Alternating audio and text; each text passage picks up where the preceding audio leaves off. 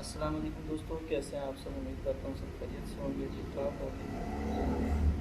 दोस्तों आज हम बात करेंगे कनाडा का न्यू वीज़ा प्रोग्राम जो है, जिसको हम सेल्फ एम्प्लॉयड पर्सन प्रोग्राम है, उसके बारे में आपको बताएंगे।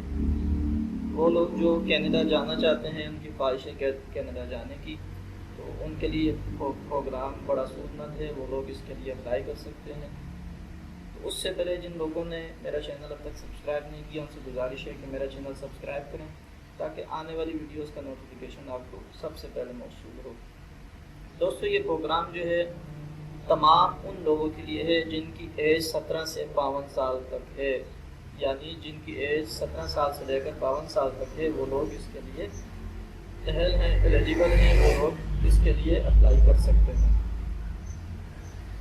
तो कौन कौन से प्रोग्राम है जिसमें आप लोग अप्लाई कर सकते हैं? इनमें पेंटर्स हैं, राइटर्स हैं, जर्नलिस्ट हैं, कॉमेडियन है, एक्टर्स हैं, प्रोड्यूसर्स हैं, डांसर्स हैं, आर्ट डिज़ाइनर्स हैं, एडिटर्स हैं, फोटोग्राफर्स हैं, म्यूजिशियंस हैं, एथलीट्स हैं, कोचेस, ट्रेनर्स, रेफरीज और स्पोर्ट्स से मुताल्लिक जितने भी स्पोर्ट्स हैं, जितने भी खेल हैं, उनसे मुताल्लिक जितने खिलाड़ी हैं, स्पोर्ट्समैन हैं, वो लोग अप्लाई कर सकते हैं। चाहे वो बॉक्सर्स हों, स्विमर्स हों, एथलीट्स हों, या फिर जो है क्रिकेटर्स हों, इस तरह से जितने भी स्पोर्ट्स हैं उनसे मुताल्लिक लोग अप्लाई कर सकते हैं, और आर्ट्स से मुताल्लिक लोग अप्लाई कर सकते हैं। तो दोस्तों ये प्रोग्राम बहुत ही अहम है। ना ही इसमें आपको जो है वो जॉब ऑफर लेटर की रिक्वायरमेंट है, बस आपने इनकी जो रिक्वायरमेंट्स हैं, जो एलिजिबिलिटी हैं, उनसे आपने मैच, ये पॉइंट बेस्ड सिस्टम है, 100 पॉइंट्स हैं इसके टोटल। आपने अगर 35 पॉइंट भी इसमें हासिल कर दिए तो उसके लिए आप एलिजिबल हो जाएंगे। तो हम देख लेते हैं इसका क्राइटेरिया, एलिजिबिलिटी क्या है इसकी। ये 4 पॉइंट्स जो हैं ये लाजमी आपने कंप्लीट करने होंगे, उसके बगैर आप जो है एलिजिबल नहीं होंगे। हैव रेलिवेंट एक्सपीरियंस, ठीक है, आपके पास जिस आप अप्लाई कर रहे हैं तो उसका आपके पास रेलिवेंट एक्सपीरियंस भी होना चाहिए। फॉर एग्जांपल अगर आप एथलीट्स हैं तो आपके पास उसका लाजमी एक्सपीरियंस होना चाहिए, या फोटोग्राफर हैं उसका भी एक्सपीरियंस होना चाहिए। कि willing and able to self employed in Canada, यानी आप कनाडा में भी जाके आपने अपना ही काम करना है। ऐसा ना हो कि आप ये वीज़ा लेके वहाँ जाके आप जॉब सर्च करना शुरू कर दें, ये उसके लिए नहीं है। मेड प्रोग्राम्स सिलेक्शन क्राइटेरिया, इस प्रोग्राम का जो क्राइटेरिया है वो भी आपको मैं बताऊंगा कि क्या क्राइटेरिया है।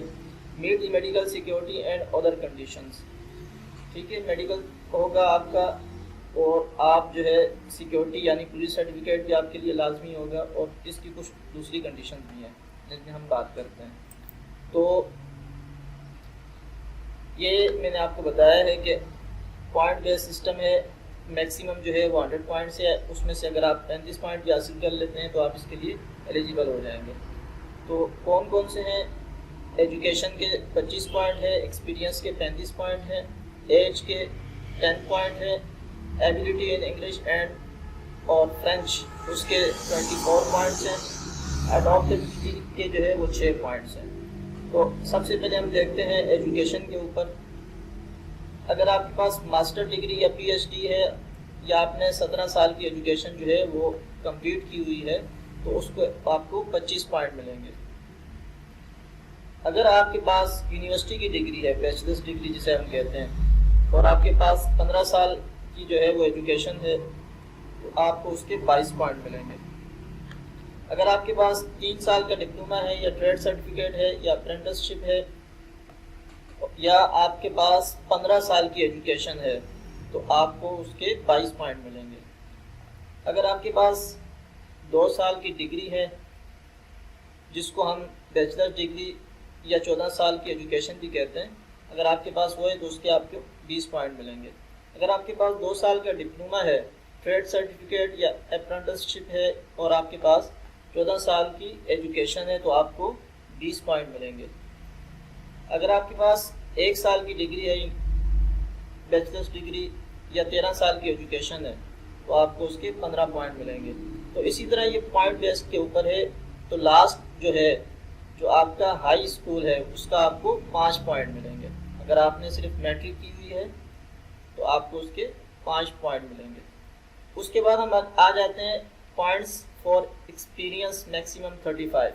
अगर आपके पास एक्सपीरियंस है, जितना एक्सपीरियंस होगा उसी के लिहाज से आपको पॉइंट्स दिए जाएंगे उसके। अगर आप अप्लाई कर रहे हैं, एथलीट्स हैं आप, या आप जो है स्पोर्ट्समैन हैं, या आप कोच हैं, या कुछ भी इस तरह का जो मैंने आपको बताया है उसके मुतालिक, तो आपके पास अगर 2 साल का उस चीज़ का एक्सपीरियंस होगा तो आपको उसके 20 पॉइंट मिलेंगे। अगर 3 साल का होगा आपको 25 पॉइंट मिलेंगे। अगर 4 साल का होगा आपको 30 पॉइंट मिलेंगे। इसी तरह अगर आपके पास 5 साल का एक्सपीरियंस होगा तो आपको 35 पॉइंट मिलेंगे। उसके बाद हम आ जाते हैं एज के ऊपर। इसके टोटल 10 पॉइंट हैं। अगर आप 16 साल या उससे कम हैं तो आपको कोई पॉइंट नहीं मिलेगा। अगर आप 17 साल के हैं तो आपको 2 पॉइंट मिलेंगे। 18 साल के हैं 4 पॉइंट मिलेंगे। 19 साल के हैं 6 पॉइंट मिलेंगे। अगर आप 20 साल के हैं तो आपको 8 पॉइंट मिलेंगे। अगर आपकी उम्र 21 साल से लेकर 49 साल तक है, 49 ईयर तक है, तो आपको उसके 10 पॉइंट मिलेंगे। यानी सबसे ज़्यादा पॉइंट 21 से 49 के दरमियान है। अगर आप 50 साल के हैं तो 8 पॉइंट, 51 के हैं 6 पॉइंट, 52 के हैं 4 पॉइंट। अगर आप 53 साल के हैं 2 पॉइंट। अगर आप 54 साल के हैं तो उसका आपको कोई पॉइंट नहीं मिलेगा। यानी आप 17 से लेकर 53 तक आप एलिजिबल हैं। उसके बाद हम लैंग्वेज पे आते हैं। मैक्सिमम इसके 24 पॉइंट हैं।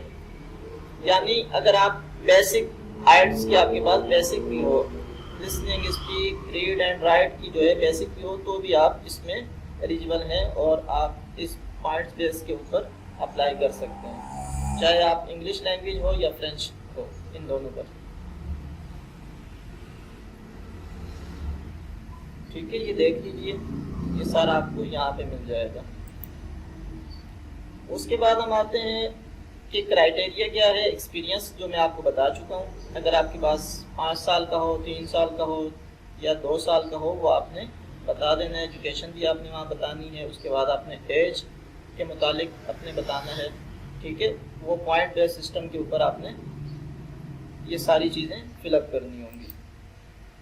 उसके बाद हम आते हैं कि हमने अप्लाई कैसे करना है। अच्छा, इसके लिए एक मोस्ट इम्पोर्टेंट चीज़ जो है वो आपको बायोमेट्रिक चाहिए होगा। बायोमेट्रिक आप कहाँ से लेंगे? VSF ग्लोबल के ऑफिस से जो है वहाँ से आप अपॉइंटमेंट लेके पिक्चर और बायोमेट्रिक जो है अपनी फिंगरप्रिंट वो आपने साथ में लगानी होंगी। वो चीज़ें भी आपने साथ में लेनी होंगी। अच्छा, सबसे पहले आपने अप्लाई कैसे करना है इसके ऊपर हम बात कर देते हैं कि एप्लीकेशन पैकेज क्या है और पे योर एप्लीकेशन फ़ीस। इसकी एप्लीकेशन फ़ीस भी है, वो भी मैं आपको बता दूँगा कितनी है।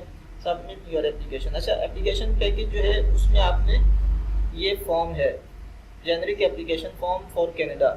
ये फॉर्म PDF में है, ये आपने फिलअप करना है। डाउनलोड करने के बाद फिलअप करके आपने इसका प्रिंट आउट निकाल लेना है। ठीक है, प्रिंट आउट निकालने के बाद आपने ये देखना है चेकलिस्ट डॉक्यूमेंट्स कौन कौन से हैं, ये भी आपने डाउनलोड कर लेना है। उसके डॉक्यूमेंट जितने हैं, जितने चाहिए होंगे वो भी आपने उसके साथ लाजमी अटैच करने हैं। अच्छा, एक चीज़ और आपने ये यहाँ पे देखनी है कि include all the pages of the application form including the barcode page. यानी बारकोड होना आपके एप्लीकेशन का लाजमी है। और उसके बाद आपने प्रिंट करके उसको साइन करना है और लाजमी साथ में डेट आपने लिखनी है। ठीक है, फिर आपको मैं बताता हूँ कि इसकी फ़ीस कितनी है। कि फ़ीस है इसकी $2075 कैनेडियन डॉलर। ठीक है, और प्रोसेसिंग टाइम इसका है 23 मंथ। ये डिपेंड करता है कि आपकी एप्लीकेशन का क्राइटेरिया क्या है। अगर क्राइटेरिया मीट करता है जो इनकी रिक्वायरमेंट है उसके मुताबिक, तो आपका 10 महीने में भी हो सकता है, 8 में भी हो सकता है, 7 में भी हो सकता है, 2 महीनों में भी हो सकता है, 1 महीने में भी हो सकता है। यानी क्राइटेरिया जितना अच्छा होगा टाइम उतना कम लगेगा आपको। ये $2075 की जो फीस है ये आपने जमा करवानी होगी। जमा करवाने के बाद उसकी जो स्लिप होगी, जो रिसीविंग होगी, वो आपने साथ में ये भी भेजनी होगी उनको। और आपने ये एप्लीकेशन सेंड कहाँ करनी है? आपने एक एनवेलप लेना है जो 23 बाय 30.5 सेंटीमीटर का यानी 9x12 का एक एनवलप लेना है। उसके ऊपर आपने सबसे ऊपर अपना नाम, अपना address, postal code, mailing address ये लिखना है, नीचे ये एड्रेस है, यहाँ पे आपने सेंड कर देना है। तो दोस्तों ये कनाडा के बारे में था, मैंने कहा चलें आपको इसके बारे में बताते हैं। बहुत बेहतरीन प्रोग्राम है ये पुराना है मगर इसके बारे में लोगों को इतनी ज़्यादा इंफॉर्मेशन नहीं थी, तो मैंने इसके ऊपर सर्च करने के बाद मैंने कहा चलें आपसे ये शेयर कर दें।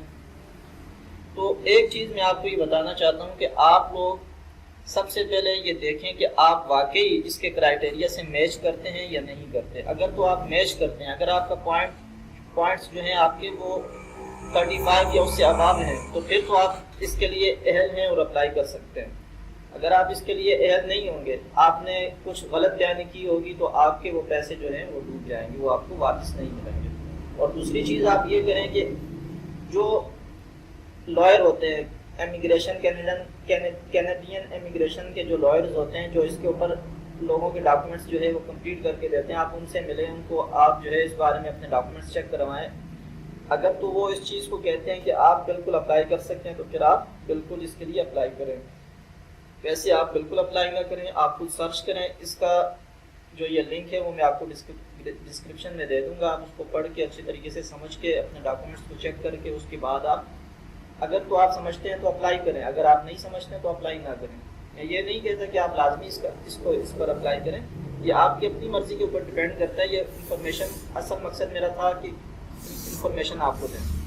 तो अगर तो आपको ये इन्फॉर्मेशन सही लगी हैं, अच्छी लगी हैं, तो आप मेरे पेज को, मेरे इस चैनल को लाजमी लाइक कीजिएगा, शेयर कीजिएगा और सब्सक्राइब कीजिएगा, और मुझे अपनी दुआ में याद रखिएगा।